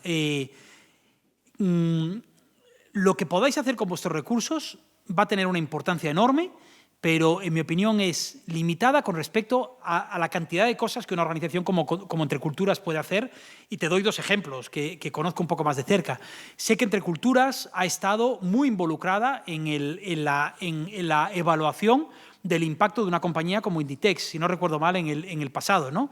Claro, si conseguís mejorar el impacto de una compañía como Inditex en derechos sociales y en sostenibilidad medioambiental de lo que se está haciendo, si Entre Culturas forma parte de lo que en mi opinión constituye y este es un ejemplo de lo que hablaba al final de mi intervención sobre el papel que puede jugar la cooperación casi como liebre, ¿no? Lo que Entre Culturas empezó haciendo hace años, habéis conseguido, vosotras y muchas otras, que haya, por ejemplo, inversores institucionales, grandes fondos de inversión, que ahora hablan de eso que se llama la inversión sostenible, ¿no? Que puede transformar el modelo de inversión financiera en grandes compañías como esta. No sé si es el caso de Inditex, porque no lo conozco en detalle, ¿no? Entonces, el papel que habéis jugado ahí, o que no sé si seguís jugando, es clave en este sentido, ¿no? Otro ejemplo es la campaña Esenciales, de la que tú hablabas. Habrá gente que diga, ¿qué hace una organización como Entre Culturas de Cooperación Internacional apoyando la regularización aquí? Bueno, yo creo que una de las cosas que hemos aprendido en el sector social en España es que es muy difícil poner fronteras, por hablar de este asunto, a los asuntos de los que hablamos. Cuando hablamos del desarrollo, hablamos de la prosperidad global, y nuestros asuntos están imbricados, no solo porque la desigualdad de ingreso constituye el motor principal de movilidad humana, del factor de empuje de movilidad humana, sino porque una organización tiene una responsabilidad ante la sociedad en la que vive. Es muy difícil desentenderse de un asunto como el tema de la regularización si constituye un factor de vulnerabilidad, y por lo tanto lo que estáis haciendo en ese ámbito me parece clave, ¿no? A partir de ahí, cómo se gaste el dinero, es decir, yo creo que hay cuestiones relacionadas con protección. Sé, por ejemplo, que, porque conozco bien el trabajo de la compañía en este sentido, el trabajo del Servicio Jesuita de Refugiados, Servicio Jesuita de Migrantes, que, por ejemplo, la educación ha constituido una prioridad para vosotros en el pasado, tanto en campos de refugiados como en otro. Este es un elemento que me parece absolutamente clave. Desgraciadamente, la educación ahora parece como el hermano pequeño, ¿no? de las prioridades del desarrollo global, y yo sigo pensando que es uno de los grandes transformadores, de esos determinantes que van a pasar, que nos van a permitir pasar del círculo vicioso al virtuoso, tiene que ver con la educación, ¿no? Y yo creo que entre culturas ahí juega un papel fundamental, ¿no? No te sé decir mucho más, perdóname, Carmen. Bueno, una última pregunta.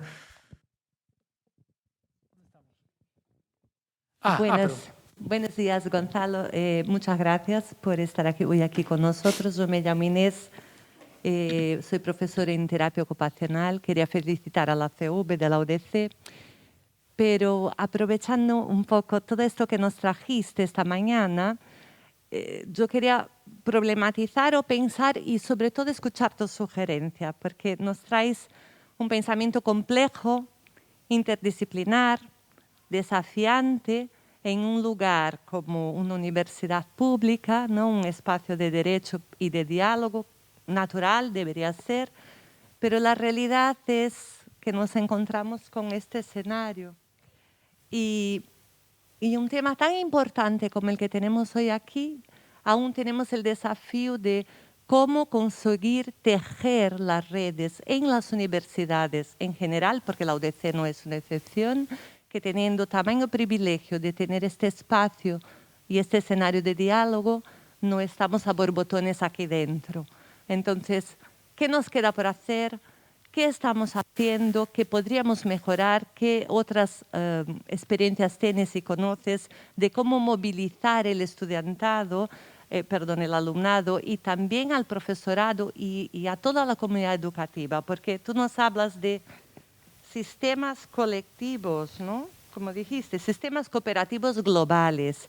Y yo me pregunto si no tenemos que empezar a practicarlos ya en el día a día en la escuela. Y muchas gracias. Gracias a ti. Tengo que decir que yo he dado conferencias para 3 personas y una de ellas era mi mamá, así que no, esto multiplica Mira, aquí está el rector.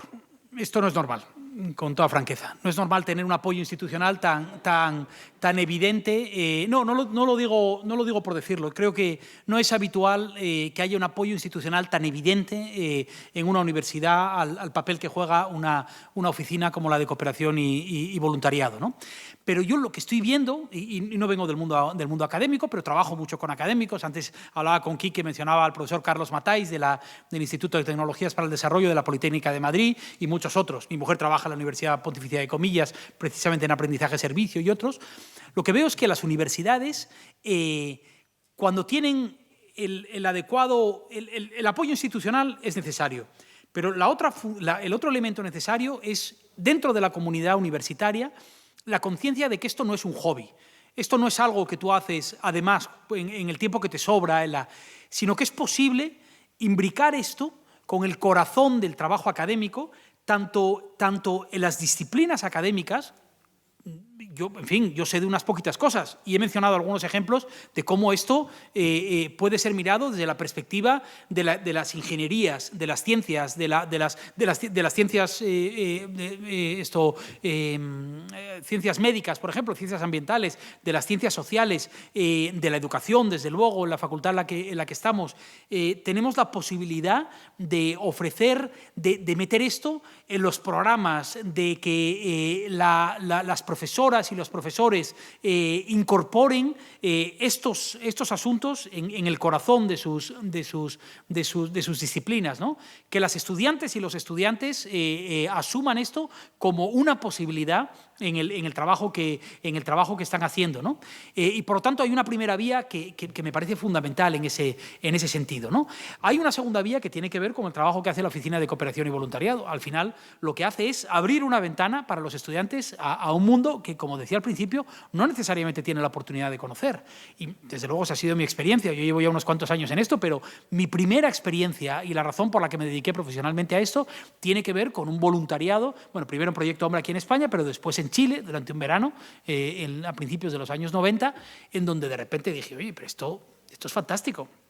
Esto no solo es muy bueno y mi abuela me va a apreciar por hacer estas cosas, sino que esto es una opción profesional, una opción profesional seria, una opción profesional compleja. Las ONGs es una de las posibilidades que tienes, pero en el campo del desarrollo, en el campo del interés público en general, hay tantísimas opciones posibles que yo creo que la posibilidad de exponerse a ello en años críticos de tu formación, como son los años universitarios, a través de un voluntariado, de una experiencia de aprendizaje-servicio dentro o fuera de nuestro país, puede cambiar por completo la perspectiva de una persona. Haga lo que haga en el futuro, puede armarla emocionalmente. Es decir, demostrar una empatía que yo creo que, en fin, mis hijos son scout, por ejemplo, y yo siempre distingo cuando me llega un currículum de alguien que ha sido scout, yo me fijo especialmente porque sé muy bien el esfuerzo que hace el movimiento scout, por dar solo un ejemplo, para fortalecer esos aspectos de la educación que no aparecen en un máster o en un currículum formal, ¿no? Así que ahí yo creo que tenéis un desafío, ¿no?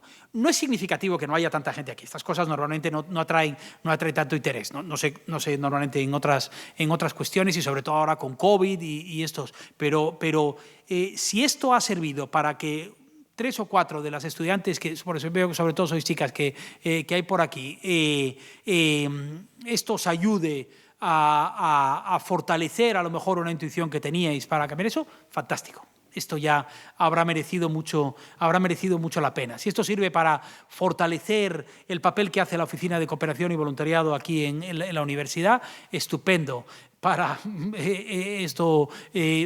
reforzar lo que el rector piensa sobre todo esto y demostraros que estáis en el cogollo del debate de los asuntos que interesan a nuestra sociedad ahora, que esto no es lo que se hace cuando hemos terminado nuestra jornada laboral, sino que los grandes desafíos de nuestra sociedad ahora tienen que ver con estos asuntos, fantástico, todo habrá merecido la pena, ¿no? Y esa ha sido siempre mi experiencia.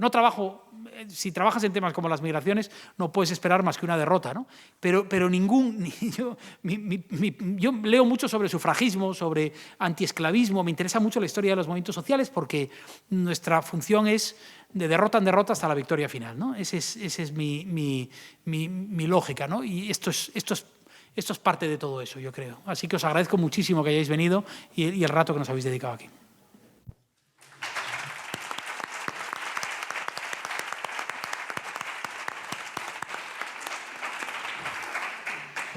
Bueno, y ya para finalizar, pues simplemente dar las gracias a Gonzalo por esta brillante conferencia que nos anima a seguir en la línea que esta universidad ha marcado de trabajar claramente porque una de las funciones fundamentales que como universidad pública debemos de hacer es precisamente eso, apoyar iniciativas vinculadas a la cooperación a todos los niveles y también a fomentar acciones de voluntariado dentro de nuestra comunidad universitaria hacia la sociedad de nuestro entorno.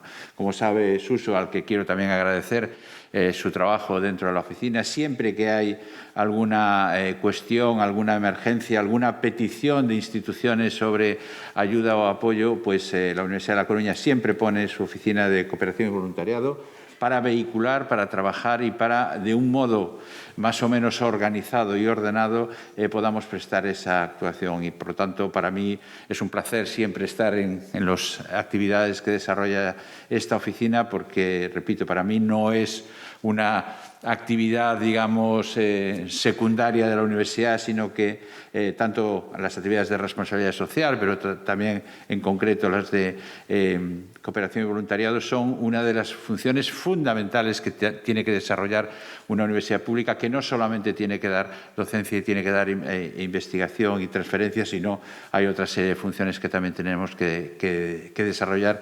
Y desde este equipo rectoral siempre hemos prestado ese apoyo para que eso se pueda hacer, dentro de nuestras posibilidades, que como siempre son limitadas. Y nada más, simplemente agradecer el trabajo. De hecho, siendo yo vicerrector de títulos calidad, fui con el CUFIE, que por aquí estaba el anterior director, pero ya se fue, promovimos precisamente el desarrollo de las metodologías de aprendizaje y servicio, precisamente como una apuesta también de integrar todas estas actividades de trabajo y servicios a la sociedad como un elemento básico de la docencia y de las actividades académicas que prestábamos en nuestras titulaciones. Y, por lo tanto, desde ese momento fue un impulso institucional el que desarrolló todos esos, la primera convocatoria de actividades de aprendizaje y servicio, porque creemos que el voluntariado, que la cooperación también debe formar parte de estas competencias transversales en todas las titulaciones. Y nada más, agradecer a la OCV, a todo el staff de la OCV. Me alegro que se haya logrado la estabilización ya de la incorporación de ese personal. Vamos poquito a poco y, como no, a Gonzalo, que nos haya dado esta conferencia aquí. Y aquí finalizamos este acto de celebración de los primeros 25 años de actividad de la OCV en la Universidad de La Coruña. Muchas gracias.